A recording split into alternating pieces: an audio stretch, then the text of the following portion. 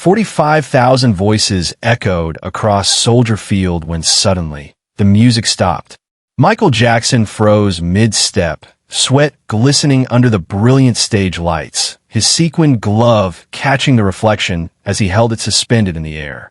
His eyes, wide with confusion, began scanning the massive crowd as if he had heard something impossible, something no one else in that thunderous arena could detect. The band stumbled to a halt. The backup singers exchanged bewildered glances. 45,000 fans fell into stunned silence, their cheers dissolving into whispered confusion. What could make the king of pop stop in the middle of his most powerful song? But none of those 45,000 souls knew that just hours earlier, in a small hospital room on Chicago's South Side, a 7-year-old boy's world had shattered completely. Let me take you back to how this impossible moment began. It was September 14th, 1992, and Michael Jackson was performing during his Dangerous World Tour at Soldier Field. The energy had been absolutely electric all night. He had already set the crowd ablaze with his signature moves, his voice soaring through Billie Jean, Beat It, and Smooth Criminal. Now he was deep into Man in the Mirror, the song that always connected him most profoundly with his audience.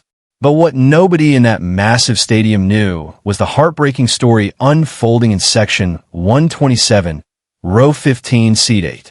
7-year-old Marcus Thompson sat there, tears streaming down his small face, clutching a concert ticket that had become both a treasured memory and a painful reminder.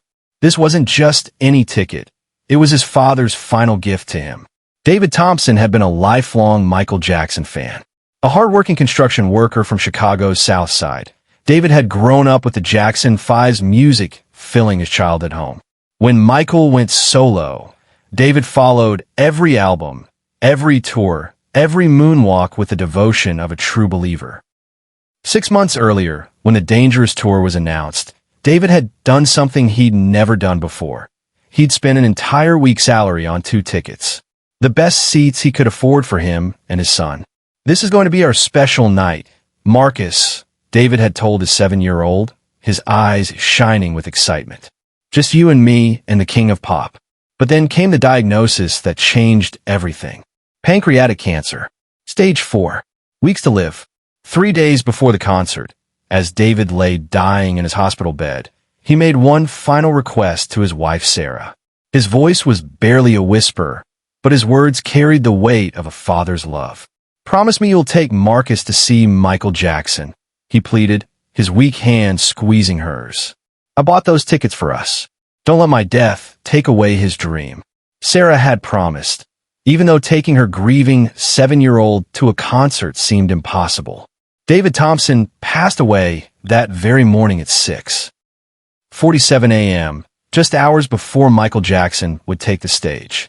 But none of the 45,000 fans knew this devastating backstory as Michael stood frozen on stage, his supernatural hearing somehow detecting one child's quiet sobs among the thunderous celebration. Marcus didn't fully understand death yet, but he knew his daddy was gone forever. Sarah had tried to explain it in words a 7-year-old could grasp, but Marcus kept asking the same heartbreaking question. When is daddy coming home? The concert tickets felt like a cruel joke. This was supposed to be the best day of his life, but instead it felt like the worst. Every song reminded him that his father should have been there, singing along and showing him the dance moves like he always did at home with their old Jackson 5 records. When Michael began Man in the Mirror, the entire stadium transformed into a cathedral of voices. 45,000 people singing as one, creating that magical moment that only live music can produce. But through all that beautiful chaos, Michael heard something that shouldn't have been possible, the quiet, heartbroken sobs of a child. Michael stopped singing mid-verse. He held up his hand, and his world-class band began to slow their instruments, confusion evident on their faces. The massive crowd started to quiet, sensing something unprecedented was happening. People began looking around nervously. Security guards spoke urgently into their radios. In the VIP sections, industry executives leaned forward in their seats. What could make Michael Jackson stop in the middle of his most beloved song? Michael walked to the very edge of the stage, the spotlight following him as he peered out into the sea of faces. Sweat dripped from his forehead as he brought the microphone to his lips. Hold on, hold on. His voice carried clearly through the stadium's sound system. I hear someone who needs help. The silence was deafening. You could hear people's breathing. Security guards had stopped moving. Even the camera crews froze, sensing they were witnessing something that had never happened before in Michael Jackson's career. Michael's eyes moved methodically through the crowd, section by section, his performer's instincts somehow guiding him toward pain he couldn't see but could feel. Then his gaze landed on section 127, and his expression changed completely. There, barely visible among the thousands of faces, sat a small boy in a Michael Jackson t-shirt, his mother's arm around him, both of them crying in a way that spoke of fresh, devastating loss. There, Michael pointed directly at them, his voice thick with emotion. The little boy in section 127. What's wrong, son? What happened next was pure magic, but not the kind Michael usually created on stage. This was the magic of human connection, of one soul recognizing another's pain across an impossible distance. Stadium security, trained for crowd control, but never for this, quickly brought a microphone to Sarah Thompson. She was shaking, unable to believe that out of 45,000 people, Michael Jackson had somehow found her grieving son. His father died this morning, she managed to say, her voice breaking with fresh tears. He was supposed to bring Marcus to see you. It was his dying wish that Marcus still come. The stadium didn't just fall silent. It held its collective breath. You could hear people beginning to cry. Grown men wiped their eyes. Mothers pulled their own children closer. Even the tough security guards were struggling to maintain their composure. Michael stood at the edge of the stage for what felt like an eternity, clearly moved beyond words by what he had just heard. When he finally spoke, his voice carried a gentleness that seemed to embrace every person in that massive arena. What's your name, little man? Michael called out, his voice now completely tender. Marcus, the boy replied, his small voice somehow carrying clearly through the stadium's acoustics. What Michael did next changed concert history forever. Marcus, I want you to come up here with me, he said, his voice now strong with purpose. Your daddy may not be here in body, but I promise you he's here in spirit, and he wants to see you smile. The logistics of what happened next were unprecedented. Stadium security had never been trained for this situation. How do you safely bring a grieving child through 45,000 people to a concert stage? But something beautiful happened. The entire crowd became part of the solution. As word spread through the sections about what was happening, people began creating a pathway. Strangers helped strangers. Tough Chicago sports fans wiped tears from their eyes as they moved aside to let a grieving mother and her son pass through. It took nearly 15 minutes for Marcus and Sarah to make their way from section 127 to the stage, and during that entire time, 45,000 people waited in respectful silence. No one complained about the delay. No one asked for their money back. Everyone understood they were witnessing something sacred. When Marcus finally reached the stage, climbing the steps with his mother behind him, he was still crying, but now it was mixed with pure wonder. This close to Michael Jackson, he could see every sequin, every detail of the man his father had idolized. Michael knelt down to Marcus's eye level, and what he whispered next would stay with the little boy forever. Your daddy told me he's very proud of you, Michael whispered, his voice just for Marcus. He said to tell you that he's watching from the best seat in heaven, and he wants you to dance with me. Marcus looked up at Michael with wide, tear-filled eyes that held both grief and amazement. Really? Daddy said that? Michael smiled, and in that smile was all the warmth and love of every father who had ever comforted a child. Really? Now, do you know how to moonwalk? For the first time since that terrible morning, Marcus Thompson smiled. Daddy taught me.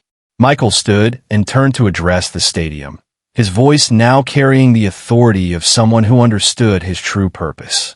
Ladies and gentlemen, I want you to meet my friend Marcus Thompson. Marcus lost his daddy today, but his daddy made sure he was here with all of us. Now Marcus is going to help me finish this song, and we're all going to sing it for his daddy in heaven." What followed was a moment so beautiful, so pure, that it seemed to transcend the boundaries between earth and heaven. Michael took Marcus's small hand in his gloved one and began to slowly moonwalk across the stage. Marcus, through his tears and grief, moonwalked right alongside him. His movements were shaky. He was just 7 years old, and his world had ended that morning, but he moved with the grace of someone dancing for his father's memory. The sight of the king of pop and a grieving little boy gliding across that massive stage together was so powerful that it broke something open in every person watching. Tough construction workers wept openly. Teenage girls sobbed into their friends' shoulders. Even the cynical music journalists in the press section found themselves wiping away tears. But the magic wasn't finished yet. What Michael did next proved that sometimes the most profound healing happens not through grand gestures, but through gentle, authentic connection. Michael walked over to his white piano and sat down, patting the bench beside him for Marcus to join him. The little boy climbed up, his feet dangling, looking out at 45,000 people who were all focused entirely on him. "This one's for David Thompson," Michael announced, his voice carrying clearly through the hushed stadium. Marcus's daddy, who made sure his son got to be here tonight. As Michael began playing Man in the Mirror again, but slower, gentler, like a lullaby, something miraculous happened. Marcus, despite his exhaustion and grief, began singing along. His small, pure voice blended with Michael's in a harmony that seemed to come from somewhere beyond this world. Then, without any prompting from the stage, 45,000 people began singing along too. But they sang softly, respectfully, turning the song into a tribute for a father who had died that morning, but whose love had created this impossible moment. The sound of 45,000 voices singing together as a lullaby for a grieving child was unlike anything that had ever happened in concert history. It wasn't performance, it was prayer. It wasn't entertainment, it was healing. It wasn't show business, it was love made audible. When the song ended, the stadium remained silent for a long moment. Michael knelt down to Marcus one more time, and what he did next became the most treasured moment of the little boy's life. Michael slowly removed one of his famous sequin gloves, the same glove that had moonwalked across countless stages around the world, and placed it gently in Marcus's small hands. "This is for you to remember tonight," Michael said softly, but his words carried through the stadium's microphones for everyone to hear. "And whenever you miss your daddy, you put this on and remember that he's watching you, he's proud of you, and his love made this moment possible." Marcus hugged Michael with all the strength his 7-year-old body could muster. In that embrace, witnessed by 45,000 people, his grief didn't disappear, but it transformed into something else. Not happiness, because the loss was too fresh, but peace. The deep, settling peace that comes from knowing you are truly loved and seen. But what most people don't know is what happened in the hours and weeks following that concert. Michael couldn't stop thinking about Marcus and the realization that thousands of other children might be sitting in his audiences, carrying invisible pain that no one could see. After spending over 2 hours backstage with Marcus and Sarah that night, signing photos, sharing stories about fathers, and promising to stay in touch, Michael made a decision that would change how he approached every concert for the rest of his career. Within a month, Michael had quietly established what he privately called the David Thompson Initiative. Working with grief counselors and child psychologists, he developed a system for identifying audience members who were going through difficult times and creating opportunities for healing during his shows. Michael started asking us to research the audience before every show, revealed Patricia Williams, his former tour manager, in a rare 2019 interview. He wanted to know if there were sick children, grieving families, or anyone who needed extra love that night. He literally turned every concert into a healing service. The logistics were incredible. Michael's team would arrive in each city 3 days early, connecting with local hospitals, grief support groups, and community organizations. They would quietly distribute special tickets to families facing loss, illness, or hardship. Michael never publicized this program. It was simply what he felt called to do. What Michael did next wasn't rehearsed, wasn't planned, and it would change his concerts forever. During the remaining 39 shows of the Dangerous Tour, Michael created 23 more Marcus moments. There was 12-year-old Ashley in Detroit, who had lost her mother in a car accident. Michael brought her on stage, and they sang "You Are Not Alone" together while her grandmother wept in the front row. There was 8-year-old Carlos in Mexico City, whose brother had been killed in gang violence. Michael had him help with the choreography during Beat It, turning a song about avoiding violence into a celebration of Carlos's courage to keep living. There was 15-year-old Rebecca in London, who had survived a house fire that claimed her entire family. Michael dedicated "Heal the World" to her and had the entire Wembley Stadium light candles in memory of everyone she had lost. Each time, Michael would somehow sense the pain in his audience and create a moment of healing. His security team became experts at quickly and safely bringing people to the stage. His musicians learned to extend or modify songs to accommodate these spontaneous moments of grace. But here's what made these moments truly extraordinary. Michael never treated them as publicity opportunities. There were no press releases, no media coverage, no official recordings. These were sacred moments between an artist and souls in need. Michael wasn't just performing anymore. Every concert had become a healing ceremony, and he had appointed himself as both the minister and the medicine. The ripple effects extended far beyond those individual concerts. Sarah Thompson started a support group for grieving families in Chicago, inspired by the compassion Michael had shown her family. Many of the other families Michael had helped began connecting with each other, forming a network of healing that extended far beyond any single performance. Marcus Thompson's story also inspired a quiet revolution in the music industry. When word discreetly spread about Michael's healing concerts, other performers began incorporating similar moments into their shows. The practice became known among industry insiders as pulling a Michael, stopping the show to help someone in need. Frank Dilio, Michael's former manager, later revealed the conversation that explained everything. Michael told me once that he felt like God put him on that stage not just to entertain, but to be a vessel for healing. He said every person in pain who came to his concert was an opportunity for him to fulfill his true purpose. But perhaps the most remarkable part of this story is how it affected Michael's relationship with his own mortality and the people closest to him. Friends say that after that night with Marcus, Michael became acutely aware of how precious and fragile life could be. After the Marcus night, Michael started ending every conversation with "I love you," remembered Lavelle Smith Jr., his choreographer.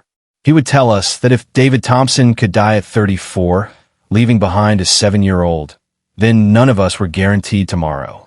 He wanted to make sure everyone around him knew they were loved. This philosophy extended deeply into how Michael treated his own children. Prince, Paris, and Blanket later spoke about how their father would often tell them the story of Marcus Thompson, teaching them that their privilege came with the responsibility to help others who were suffering. Dad would say, "If you have a platform, you have a purpose," Paris Jackson said in a 2017 interview. The story of Marcus taught us that being famous wasn't about being seen. It was about seeing others. Michael kept his promise to Marcus Thompson. For years, he sent birthday cards, called on holidays, and whenever he performed in Chicago, Marcus and Sarah had front row seats. More importantly, Michael quietly helped Sarah establish a college fund for Marcus, ensuring that David Thompson's son would have every opportunity to succeed. Marcus Thompson, now grown with children of his own, became a music teacher. He still has Michael's sequin glove, carefully preserved in a frame in his classroom, and he tells his students about the night when the king of pop stopped everything to comfort a grieving little boy. Michael Jackson taught me that music isn't just entertainment. Marcus says in interviews, his voice still carrying the wonder of that 7-year-old boy. It's healing. It's connection. It's love made audible. That night, he didn't just perform for me. He showed me that I was seen, that my pain mattered, and that my Father's love had created something beautiful. Today, there's a small memorial garden at Soldier Field dedicated to the healing power of music. A plaque reads, "In memory of David Thompson and all the fathers whose love creates magic even after they're gone." September 14th, 1992. But there's also something else at Soldier Field that few people know about. In the exact seat where Marcus Thompson sat that night, section 127, row 15, seat 8, there's a small, almost invisible mark, a tiny engraved star. Michael had it placed there during a renovation in 1995, ensuring that the spot where he learned to truly see his audience would never be forgotten. The story of Michael Jackson and Marcus Thompson reminds us that sometimes the most important moments happen when we stop what we're doing and truly see the people around us. Michael could have continued with his show, delivered a flawless performance, and sent 45,000 fans home happy with exactly what they expected. Instead, he chose to see one crying child in a sea of celebration. He chose compassion over performance, connection over perfection, love over logistics. And in doing so, he showed the world what it truly means to be human in a moment when humanity was needed most. Music has the power to heal, but it takes someone with the wisdom to stop and listen to know when healing is needed. Michael Jackson didn't just sing about making a change that night.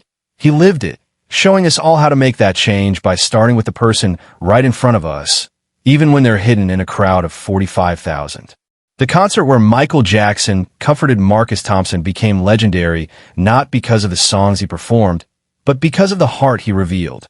It proved that the greatest performances aren't always the ones that go according to plan. They're the ones where artists remember that their real job isn't to be perfect, but to be present for the souls who need them most. If this story touched your heart the way it touched mine, don't just watch and scroll away. Tell me in the comments below. Who do you think about when you hear music that heals instead of just entertaining?